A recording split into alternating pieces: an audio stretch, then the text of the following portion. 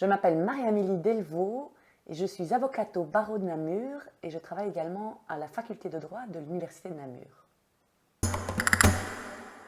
Depuis toujours, moi je compare le droit et le monde médical. Et je dis toujours aux étudiants, quand un justiciable arrive au palais de justice, imaginez-vous quand vous arrivez dans un hôpital avec un souci qui vous fait peur, qui vous stresse, et des médecins et des infirmières qui vous parlent et vous ne comprenez rien. Alors pourquoi vous ne comprenez rien?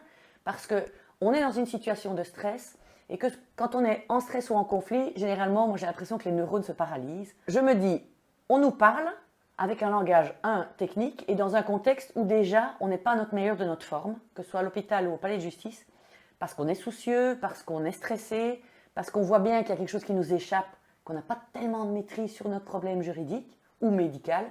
Et alors c'est les conditions horriblissimes pour que, évidemment, la rencontre ne se fasse pas entre le professionnel qui utilise un langage technique et la personne qui est pourtant la première concernée puisqu'on vient avec son problème.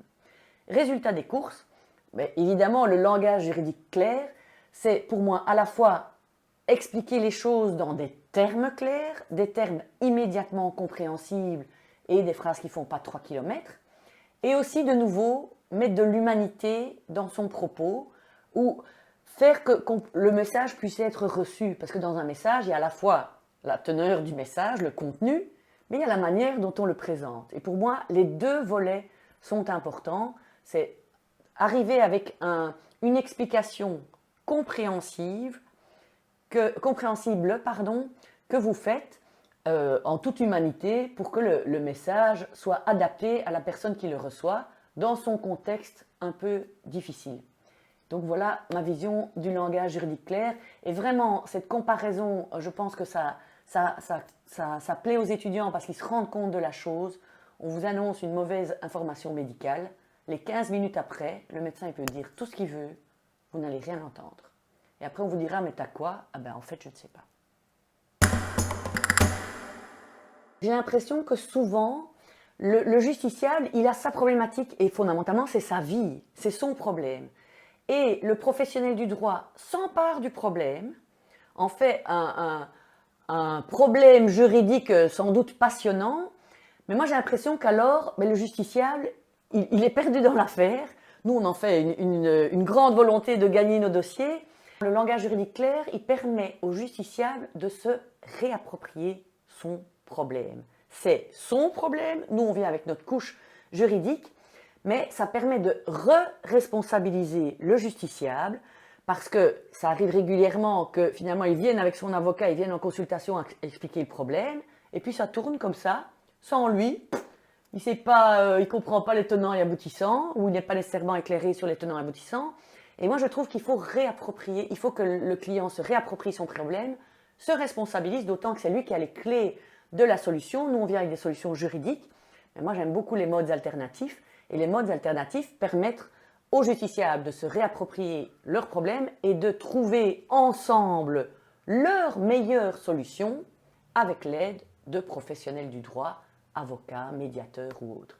Et donc ça pour moi, le langage juridique clair, ça permet vraiment au justiciable d'être acteur de sa vie contentieuse à travers le problème qu'il rencontre.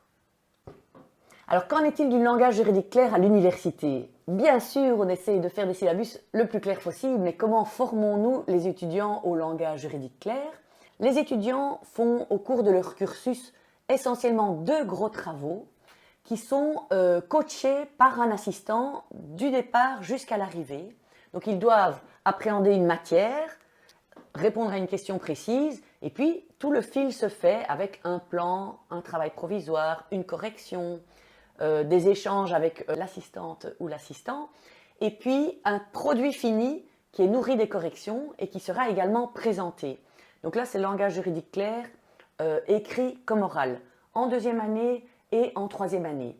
Mais au surplus, on s'est rendu compte que finalement, cette capacité de s'exprimer à l'oral, cette capacité d'écrire, c'est surtout à travers les examens oraux ou écrits qu'on s'était dit, oulala, on n'a pas encore toujours le niveau que l'on souhaiterait.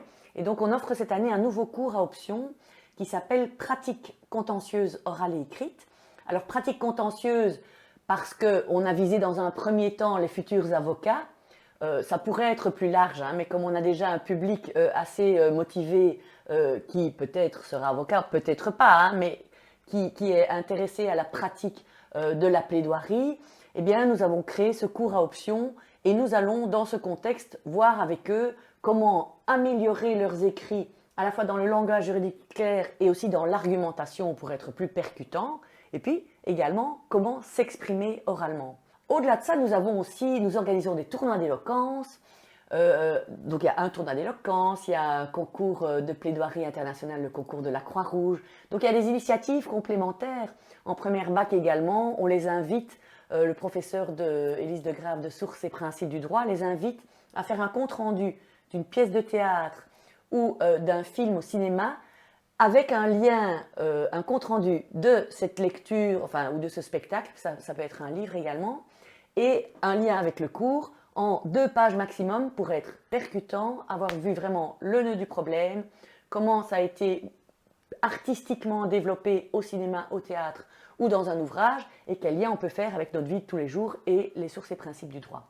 Et donc ce sont toutes des occasions qui sont offertes à l'étudiant pour améliorer sa pratique.